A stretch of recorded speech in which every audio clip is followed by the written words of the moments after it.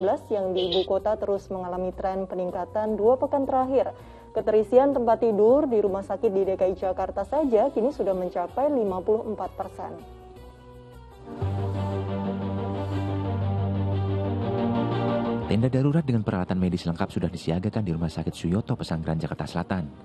Langkah ini sebagai upaya mengantisipasi lonjakan pasien COVID-19 secara tiba-tiba di rumah sakit ini. Hingga Minggu pagi pasien COVID-19 bertambah menjadi 4 orang, sehingga total pasien COVID-19 yang dirawat berjumlah 102 orang. 3 orang diantaranya terkonfirmasi positif varian Omikron. Tingginya keterisian kapasitas di Rumah Sakit Suyoto membuat ketersediaan bor di Rumah Sakit Ibu Kota pun meningkat. Hingga saat ini dari jumlah 4.220 tempat tidur, 54% yang sudah terisi.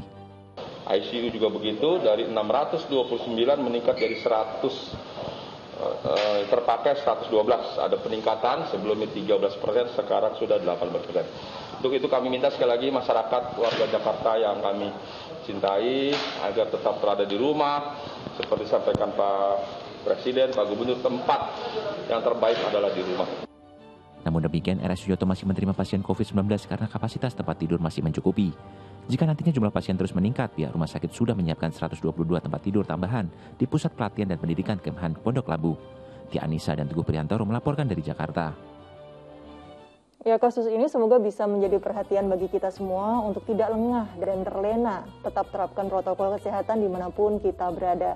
Ustadz, kondisi ini tentu kita tidak harapkan. Masyarakat juga terlihat lengah karena menganggap sudah divaksin dan mungkin juga karena sudah terlalu lama, sudah 2 tahun lebih begitu. Bagaimana imbauan Ustadz Arifin melihat situasi seperti ini?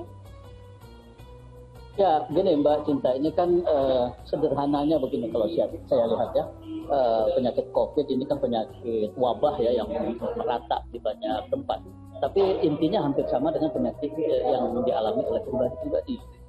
Maksud saya begini, ketika umpamanya saya terkena sakit, lalu setelah berobat berkali-kali dan seterusnya menangani pengobatan dengan dokter bilang, oh Bapak sudah hampir sembuh. Nah, saya mendengar kabar dari dokter Bapak sudah lebih baik, sudah hampir sembuh. Lalu yang tadinya dilarang oleh dokter, saya lakukan. Karena saya merasa, kan enak nih, udah mau sembuh gitu. Tadinya saya makan gula sedikit, sekarang saya minum lagi gula seperti sebelumnya.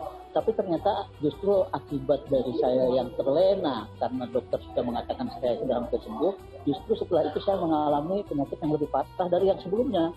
Nah, COVID pun saya kira begini, ketika keadaan sudah hampir melandai gitu ya, jumlah korban yang terkena COVID ini sudah semakin sedikit. Nah, rupanya banyak orang yang itu tadi, wah asik nih, udah divaksinasi, jumlahnya sudah menurun. Akhirnya banyak orang keluar bergerombol, berkerumun tanpa menggunakan masker.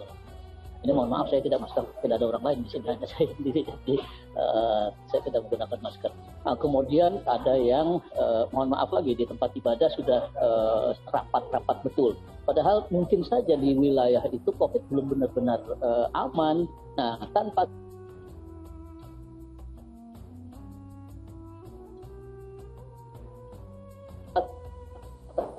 rasa ternyata itu mengakibatkan saudara kita perlu tetap harus waspada. Seperti yang tadi saya bilang, jangan terlena dengan kata-kata dokter Bapak sudah hampir sembuh, bahwa itu adalah harapan membuat kita semakin positif, optimis dalam menjalani hidup ini, itu ya. Tapi jangan kemudian mentang-mentang sudah dibilang hampir sembuh, yang tadinya dilarang kita lakukan gitu. Nah, ini juga yang tadinya kita sudah terbiasa bermasker, sekarang nggak mau masker, udah aman. Yang tadinya kita jarak, sekarang nggak mau lagi berjarak. Toh sudah aman. Tidak, selama belum ada pencabutan dari ketentuan PPKM ataupun apa namanya, itu saya kira protokol itu masih terus harus kita perhatikan. Karena itu tadi, jangan-jangan ini kita sedang terlena, diberi harapan, tapi kita kemudian lengah, akhirnya melonjak lagi. Saya kira itulah harus kita tingkatkan kewaspadaan itu sambil terus bermohon kepada Allah. Semoga Allah segera meringankan wabah ini, menyelesaikan persoalan ini dan kita semua. Amin, amin ya robbal alamin. Semoga kasus positif COVID-19 semakin menurun, dibantu dengan masyarakatnya yang disiplin dan sadar diri untuk tetap menjaga protokol kesehatan demi kesehatan diri sendiri, keluarga, dan orang-orang di sekitar kita. Dan tausiah tadi sekaligus menutup jumpa kita dengan Ustadz Arifin di segmen 2 ini. Terima kasih banyak Ustadz yang telah memberikan tausiahnya untuk seluruh pemirsa Cuap TV. Sehat selalu. Assalamualaikum warahmatullahi wabarakatuh, Ustadz Arifin. Waalaikumsalam warahmatullahi wabarakatuh. Terima kasih Mbak Cinta. Baik, terima kasih sama-sama.